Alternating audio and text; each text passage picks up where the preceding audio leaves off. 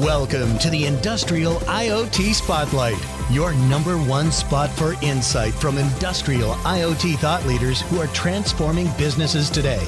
With your host, Eric Walenza.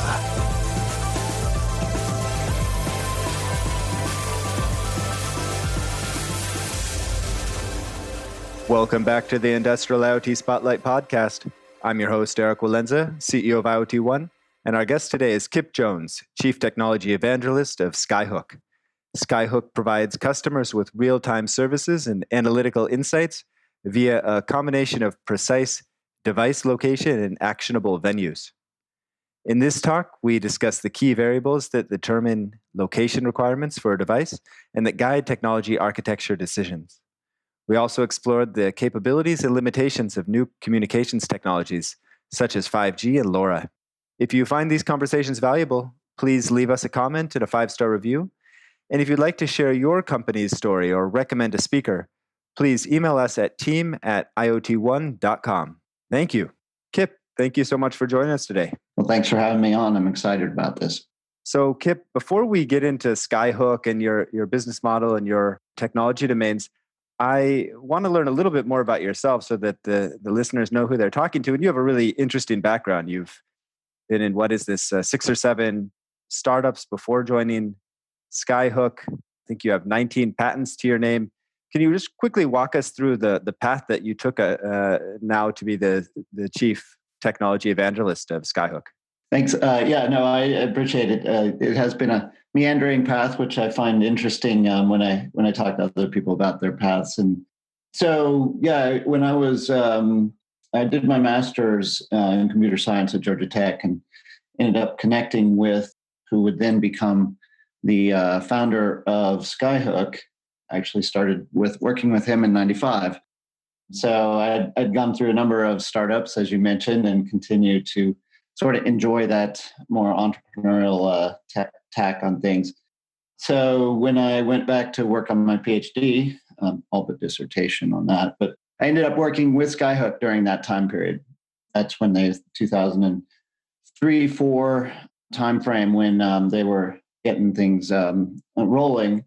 So I worked remote for a while for the very early years with Skyhook, and then I've worked with them ever since. So it's been a long, almost like a startup, still continues in that sort of vein.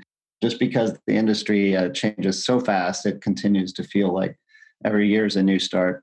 Yeah, and I see that right before you joined Skyhook, you got through 2 years of a PhD over at Georgia Tech. And what was it? You just decided what Skyhook was doing was too interesting and you wanted to get back into the operational side of it?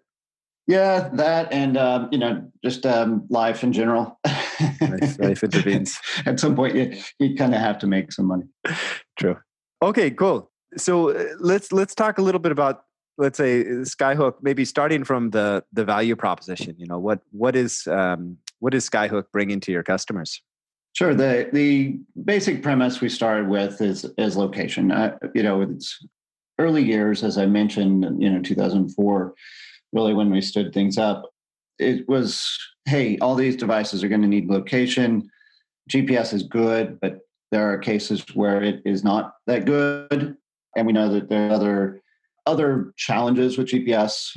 And so we started figuring out how to make Wi-Fi positioning work as a positioning technology, and then figure out how to make that scale to a global system. So our proposition really is we can flexibly determine location in nearly any device that has basically any radio and determine the position of a device. So the basic premise is people like to know where their things are, whether it's for personal use or business optimization or finding your way to the ubiquitous Starbucks, right?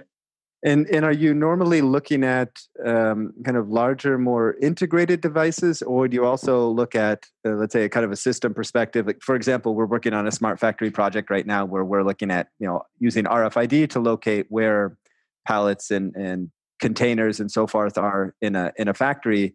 So it's quite different from tracking something by wireless. Do you also look at that kind of more system perspective, or is it generally an integrated device?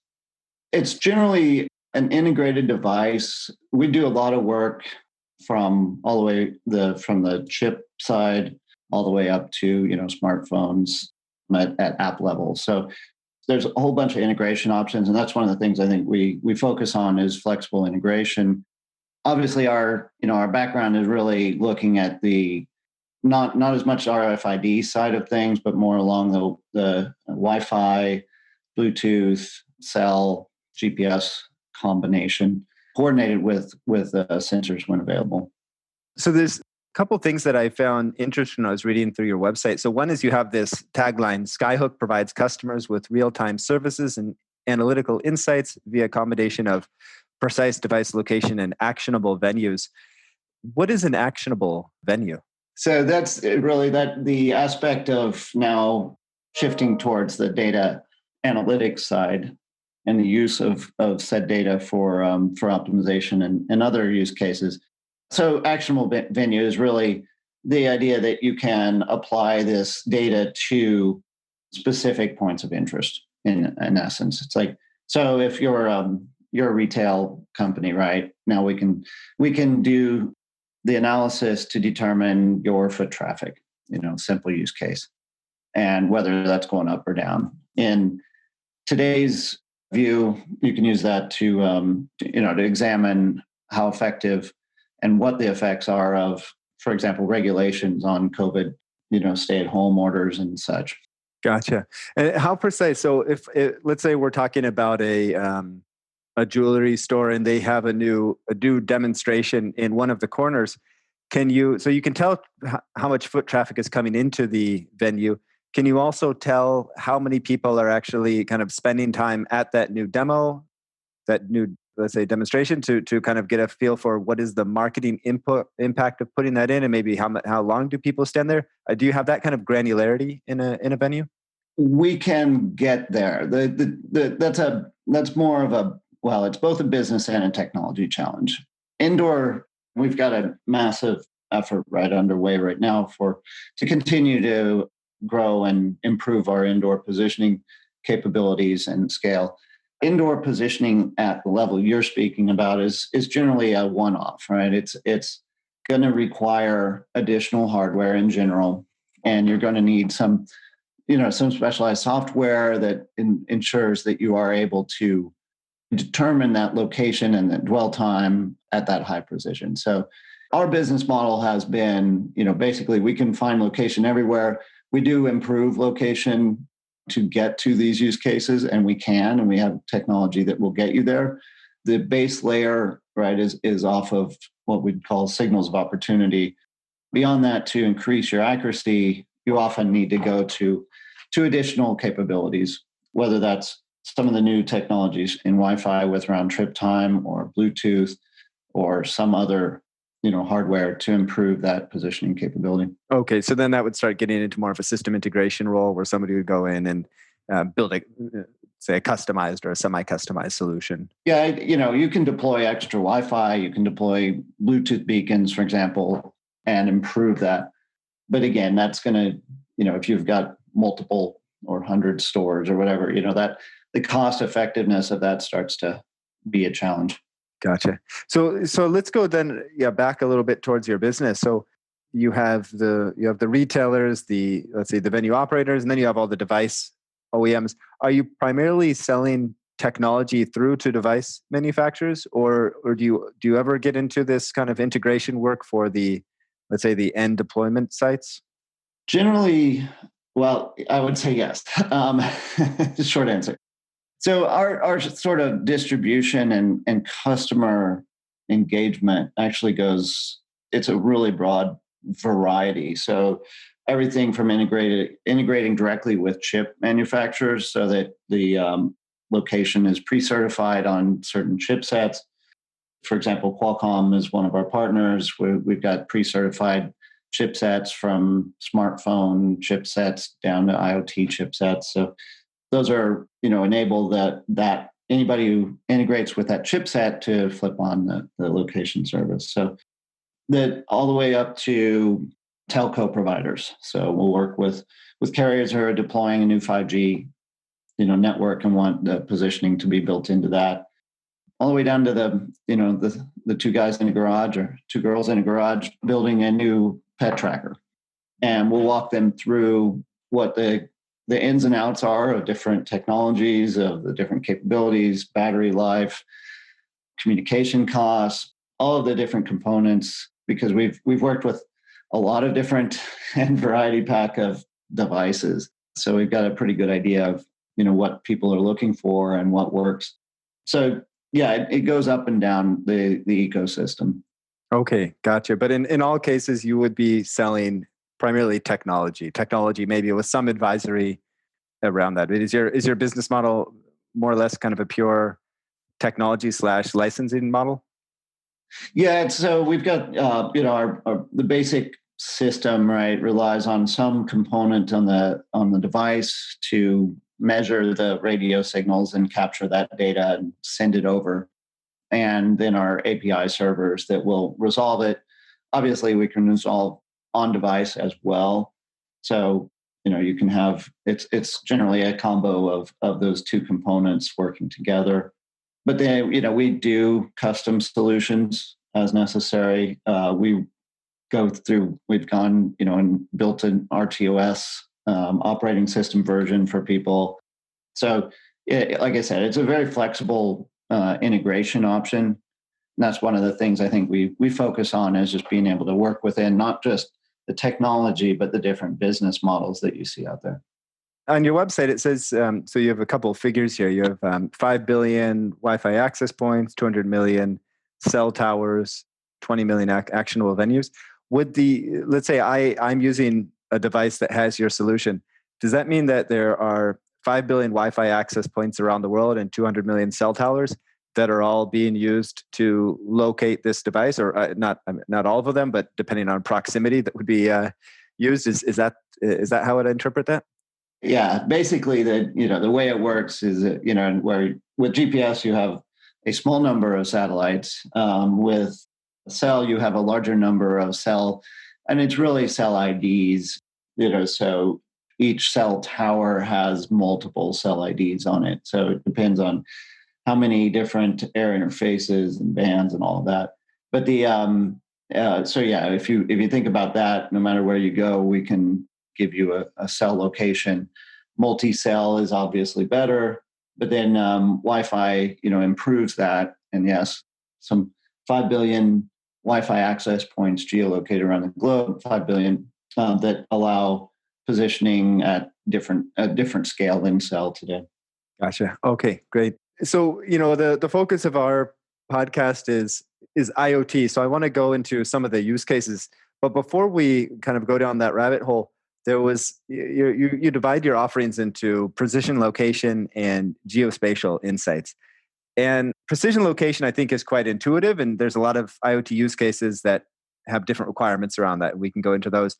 The geospatial insights, I thought that was very interesting, because I think people don't really think about this almost ever, right? You do think about maybe Uber having, some geospatial insights from their fleet of vehicles and, the ride sharing. So you think about people that have these dispersed assets having some insight that they collect, but you don't really think about a company like Skyhook having the ability to extract geospatial insights from this network. And then I think there were some things mentioned there around competitive insights, certainly marketing insights. But can you explain a little bit about what would be included in this solution bucket of geospatial insights? So there's a number of categories, really. As you mentioned, there's a bunch of marketing insights that companies can get. There's also, and again, we've started from a number of different avenues. So the smartphone traffic and things like that, there's a lot of interesting capabilities that can be provided from that, whether you're a retail or a sports team. Although sports teams are not doing so well these days, but so really think about that marketing and sort of business, location, site selection, all of that kind of stuff. And then as you go into the IoT side, you start to look more at the logistics side of things and what you can learn from the location data about the behavior, whether it's trying to look at equipment failures, what's happening. Good example is cold storage travel. So generally, you've got sensor tracking the temperature and understanding that if your freight gets above a certain temperature, it can go bad, right? And so you want to track that. You want to know where that happens, if that is a consistent issue someplace, those types of things. Location obviously is a big component in that. So that can give you insights. I think one of my favorite use cases, and when you talk about the sort of location insights, we had a company, a large manufacturer of appliances, who had a new smart connected wash machine that they were getting failures and couldn't figure it out, couldn't recreate it. So we said, well, hey, do you have access to a Wi-Fi scan because they're connected? And they said, yeah, that comes with our diagnostics. So we basically we figured out approximately where those devices were. Then we said, hey, what's the elevation of these? And they were all above a certain altitude. So they were having a part fail on altitude. And that was, again, based on that geospatial intelligence, right? And insights, then you got the ability to recognize and not have to recall all of your devices, but figure out what that part failure was. Okay, great. Yeah, let's go into a few of these IoT more related situations. You already mentioned logistics or asset tracking. Connected cars is one that, I guess we now have a lot of connected cars. We don't really yet have autonomous cars, but I suppose that this would be a very necessary solution.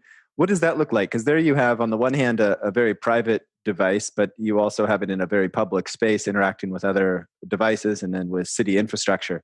What would be the location environment around the fleet of connected cars in a city? There's a couple of cases. The most prominent one that we've been involved with would be more on the insurance side of things. So, being able to determine safe driving and that kind of stuff. So providing additional location facilities within those solution sets. There's obviously, as you mentioned, the autonomous vehicle, which also just integrates a whole slew of other technologies, obviously for that purpose. But a lot of times around destination determination and things like that, when you go inside a parking space and lose your location, things like that, tunnels and things. There's a number of use cases where it actually provides additional capability. Most GPS, right, is most prominent in vehicular navigation, and that obviously they're mostly outside driving. So those don't have as many needs as other IoT solutions, but it's certainly one that we've had some impact on. Gotcha. And in a number of these, I suppose there's, so if I look at connected cars, maybe if I look at wearables, which are, attached to a person, there's this kind of security aspect or, personally identifiable information aspect, which I know is kind of a hot topic with governments right now. I happen to be making this call from China, so it's not such a topic here. It's been decided, but maybe in Europe and the US, there's still more of an ongoing discussion. Do you have governments calling often to kind of figure out how to access location data? Or what is the current policy around, not just a policy for Skyhook, but more generally in the industry around how to manage this data when there's different government agencies that might want to access it for different purposes? Yeah, well, in general, we just work with our customers. So I think we are sort of under the radar a lot on that. There's companies with so much more data, if you look at the Apples and the Googles, right, who just have a vast deployment. When you're looking at personal data, right, or your smartphones in particular, right, which is where a lot of that data comes from. It's a little less, I guess, prominent and likely to have enough data to provide that in many cases. So that's one piece of the puzzle.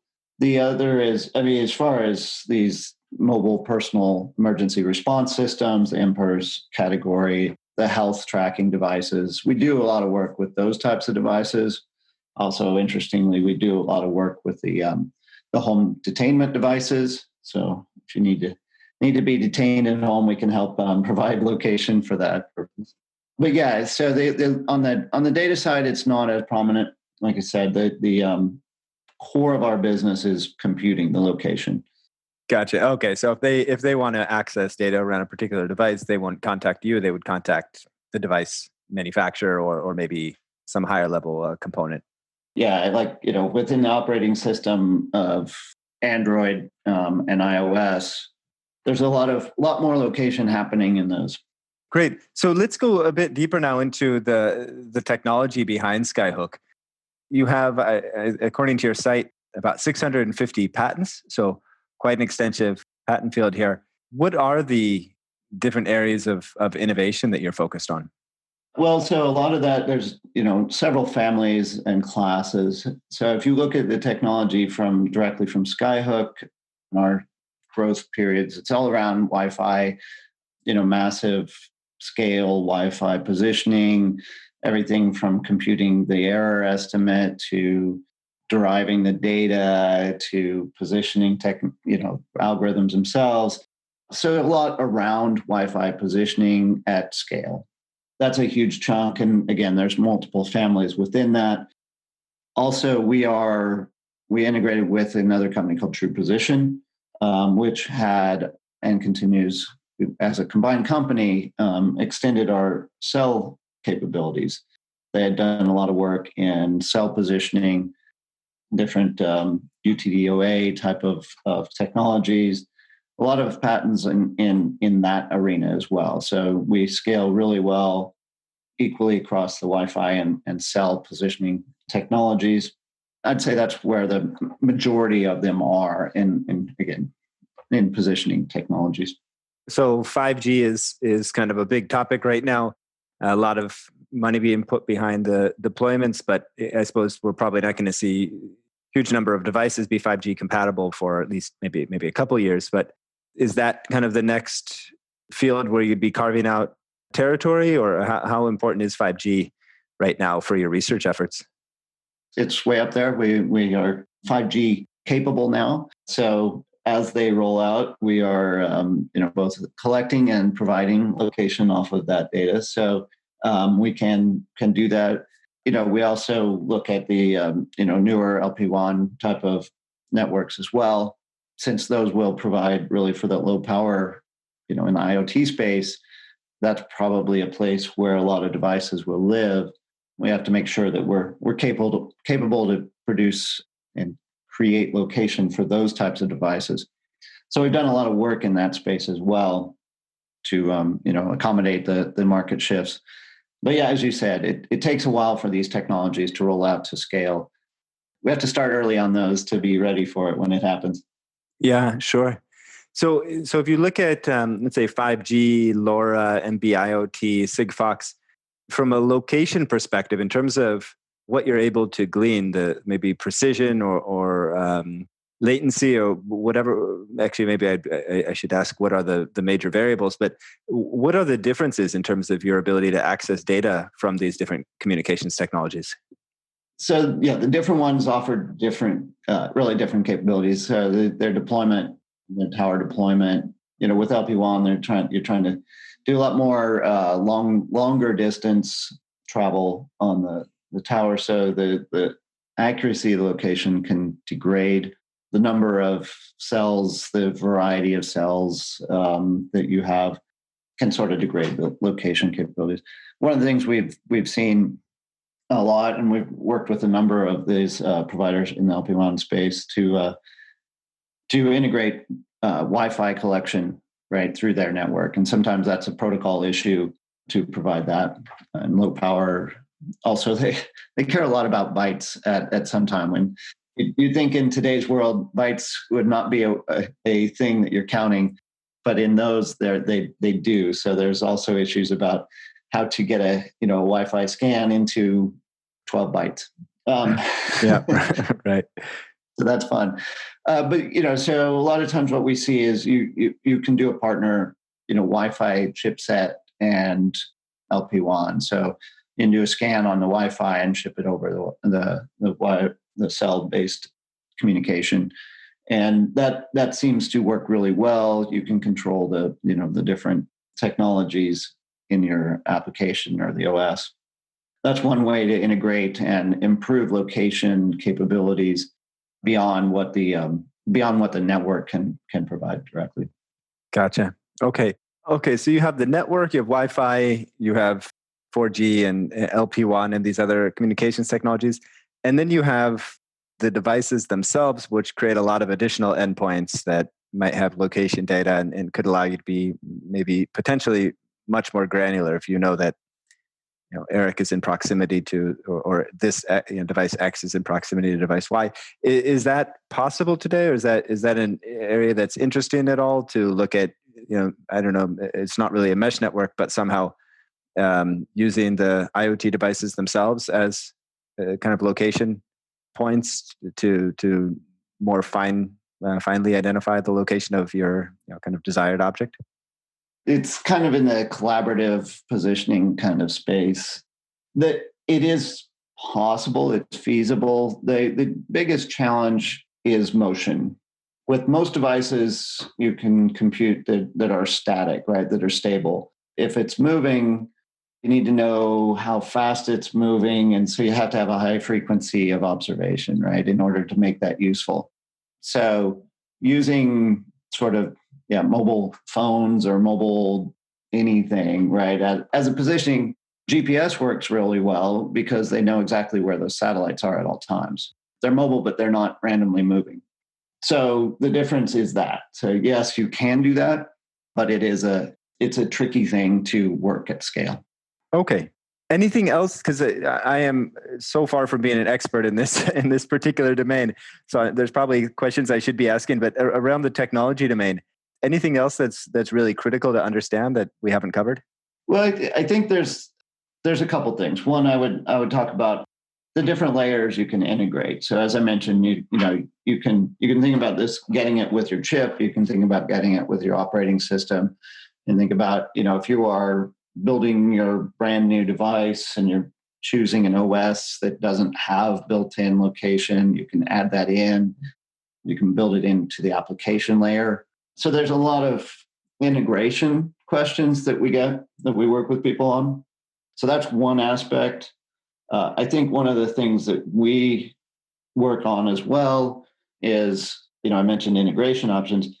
When we look at feature phones, which are really today's flip phones, basically, they generally have a pretty robust operating system, but oftentimes it's not with location.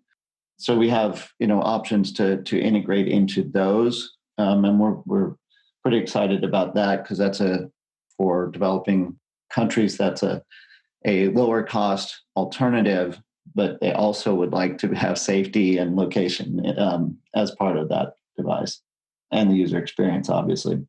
Also, from a regulatory, E911 is something that drives the industry, and we're always coordinated in with a lot of that. We've done some SIM and eSIM integration, which I think is pretty exciting, so that they can operate at an emergency level. So that's pretty cool. I think there's a lot of, from a business perspective, you may or may not have to get down into these weeds. Depends on whether you're building a device or you're just taking somebody's device that's been built. You kind of need to know its capabilities, but you don't need to know how to integrate it, right? Gotcha. So from this regulatory perspective, if you're a device manufacturer and you want to sell in 150 countries around the world, is there a significant amount of complexity in terms of what location device you're able to access in different regions, or are we fairly well unified across, let's say, the key data points that would be needed for most use cases? Yeah, pretty much available in the protocols. There's a lot of protocols available for this, but it has to be implemented. So, yes, it's capable. And a lot of the FCC regulations, right, require new devices that come online to be able to support, for example, these E911 restrictions. So they have to pass that. Those are areas where we see that pushes the industry forward in accuracy and capabilities. Okay, great. Well, let's look at a couple use cases or case studies here. If we can take kind of an end-to-end perspective, meaning starting way up front with your initial discussions, how would you, maybe even before we go into a case study, you can just start with what would be the first set of conversations that you would have with a potential customer? What would you need to know in order to know how to work with them? Well, let's take like a company that is building, let's say, either a health tracker or a pet tracker, for example. So some kind of IoT device that is meant to provide some location capability and communicate periodically with some back to home, right? When they're building these devices, we often come in after their first generation, and it's getting better now as far as knowledge about location and location capabilities in the market for device manufacturers. Largely what we saw early on is you would get a GPS chipset and, build out your device and roll it out, and then determine that, hey, you lose your battery faster, and, when it goes inside, you're dark. So often, we work with folks and say, hey, well, what chipsets do you have? What is it? It's a lot about finding the requirements of battery, size, cost, accuracy along those various axes to determine what the best solution is. Cell communication, for example, if you're tracking a truck across the country, is generally good enough when you're on the interstate. But if you want to go into a city, then you're going to probably want more accurate if you want to track the route and things like that. So depending on those use cases, and then if you need to go indoor, where your asset's going to go indoor, your pallet's going to go indoor, you need to be prepared for that. What's the range of precision, or what is the kind of the extreme of precision that you're able to accomplish in a typical situation based on Wi-Fi or cellular? With Wi-Fi, it varies and based on density of access points. So you can think of sort of the dense areas. You're going to get 15 meter, 10 meter, 20 meter somewhere in that zone. Then as you get into the suburban or more suburban area, you can lose some of that accuracy because they're not as dense. So you have fewer access points, fewer data points to compute. So you can go to 50, and then you can get out there to the 100 and 100 plus if you're really in rural. So then cell can get down to, really, if you think about cell, I generally think of 100 as a good 100 meters as a good point. It can get down to 50 in dense urban again. So as you go out to the country, though, you're looking at kilometers, right? So that's potentially, with the newer technology, generally trends towards more accurate location. So how does let's say Uber, because with Uber, it feels like you're able to get within 5 meters or quite close to the location. Is that what technologies would be underlying that accuracy? So a lot of GPS for Uber. They use Wi-Fi as well to augment that. If you look at GPS in Manhattan, for example, you have large error just because of the urban canyon echo, I think, and bouncing of signals. So often there's a hybrid approach which improves the location. So you can use the Wi-Fi data to help determine when your GPS has gone awry and correct for that. But they also have integration with dead reckoning, so you can use your sensors to integrate that in your motion, so you keep a consistent thing. They do a lot of road map matching as well, right? Which is going to say you're probably on this road, so we can kind of snap you here to make it look stable, so you're not bouncing. Oh, okay. So the actual accuracy might be lower, but they're able to use information around roads and velocity and so forth to give an indication of where you're more likely to be. Okay, great. And then so we'd have this set of questions that we'd be asking. Who would you be talking to? Would you be speaking with the R&D team? Would this be with more product development or on the business side? Who would be the people that you initially engage with? Yeah, generally it's the product owner who's, got this challenge. Let's say if we carry on, right, the first iteration of the product, we had some challenges with the location. It wasn't satisfactory for the use case. So the product person is trying to figure out how to solve that. So generally they'll initiate, and a lot of times, there's an engineer certainly involved to do that, but it's brought on by the product person generally.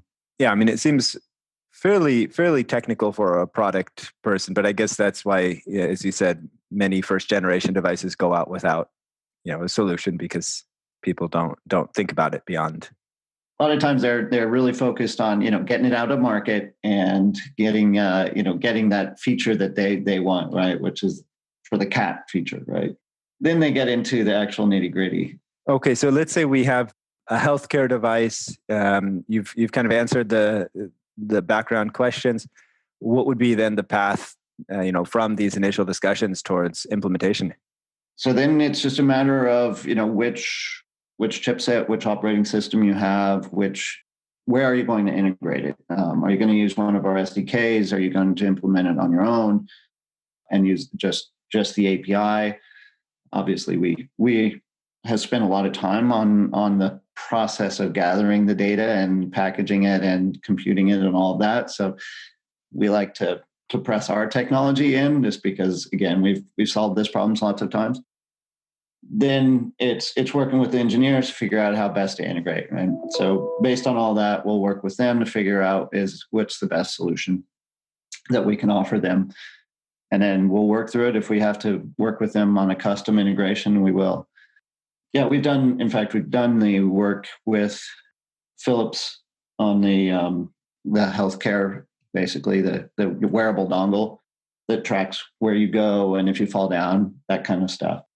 So we've done a lot of work in that area. In fact, that's a great one to think about for battery life, where you don't really want to, and you spend a lot of time inside. So you don't necessarily need to have GPS turned on, except in the case where you've fallen down and then you want as much information as you can get, battery be damned. Okay, so you can do that. So let's say the sensor indicates that somebody has fallen down, then you can kind of activate these other data sources that'll eat through the battery but give more precision. Exactly. And then the pricing model behind this, I guess you have your API, so you have kind of a service built behind the access to the data. You have maybe some integration work that needs to get up front. Is it like per device based on maybe the amount of data needed per month, or how would this type of solution be priced? It is dependent. We know that a lot of times, so if you're a major manufacturer of these, they like to bake it into their bill of materials. So it'll be a unit cost basically built in that's going to last for 2 years or whatever the life cycle is. So that way they can build it in their bill of materials, and there's not this ongoing variable cost with it. And if you are doing a different service, or you're not at that scale, you may choose to do a transaction-based model. I'm not a fan of transaction-based models, just because I feel like that creates a barrier to using location, and I'd rather people use the location, than not, right? So it's not my best one, just from a personal standpoint. But yeah, there are, again, like our integration, our business model integration is pretty flexible as well. Try to work within the scope of what their business model needs. Obviously, we need to generally get paid as well, but we'll work that in. Gotcha. Okay. So Qualcomm, I guess in a lot of cases, it would just be built into the chipset, and then if somebody already has their hardware and they want to kind of build this on as a version 2 without changing the underlying hardware, they might have to use a different solution where it's not baked into the hardware. Can you give us kind of a rough estimate for what the cost might be? I mean, are we talking about cents per device, or I guess this depends a lot on the device and the features around this, but would because you mentioned that it's there's a preference to kind of bake it in as opposed to letting the device OEM, kind of try to control access to location because they want to save pennies. But what would that actually end up looking like per device over a year or so? Yeah, as you mentioned, I mean, it kind of depends on if it's a device that is just an appliance that is just every once in a while checking in. That's completely different than a mobile smartphone kind of scenario. So it will vary based on usage, expected usage. Honestly, that's one of the drivers of our cost, right? Is how much our API servers are getting beat up. So, and again, it varies, but it's way less than a chip that you're going to pay for. So you can figure somewhere under that. And would there be so you mentioned a life cycle. So let's say Qualcomm kind of bakes into the cost of their BOM for, assuming kind of 2 years, but then, maybe the typical life cycle in the US is 2 years. And then after that, the device is used to somebody in India who uses it for another 5 years. Would the functionality kind of cease after a particular time period, or how would the life cycle look like if it extends beyond maybe the planned duration? We're pretty gentle on end of lifing. You basically, from an accounting standpoint, have to have some, kind of end of life commitment.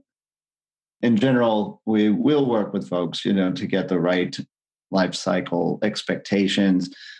Obviously, we won't just shut off our customers if a device lasts longer. So generally, you're looking at like a 3-year life cycle on a lot of this stuff. But yeah, if it goes on, it depends on if it gets rebuilt as something or if it just continues to be used. We'll see those go on for a long time. They kind of tail off, right? So you'll see some death on those devices, and so you've got a tail, and potentially that'll go on. But we can turn them off, let them survive. Okay, that's nice. So yeah, and I guess it's probably somewhat of a normal distribution where there's some devices that somebody loses after 6 months, and then there's other devices that go on for 6 years, and then there's an average that you can price around. Great. So I think this is super clear. Is there anything important that we missed, maybe around the implementation? Any other critical considerations? No, like I said, I think just I'd recommend people do a little research on location and not just take the manufacturer or what comes with it. Just make sure it meets your needs. Yeah, sure. I think location is getting more important than ever. I mean, at least we're more focused on the industrial IoT space, right? And there, I mean, location is so critical to enabling business models and use cases. So certainly, I for one appreciate that. Exactly why we're investing in that space. Great. Well, Kipp, thank you so much for taking the time to speak with us today. Well, I appreciate it, and look forward to working with you in the future. Thanks for tuning in to another edition of the Industrial IoT Spotlight. Don't forget to follow us on Twitter at IoT ONE HQ and to check out our database of case studies on IoT1.com. If you have unique insight or a project deployment story to share, we'd love to feature you on a future edition. Write us at eric.walenza@IoT1.com.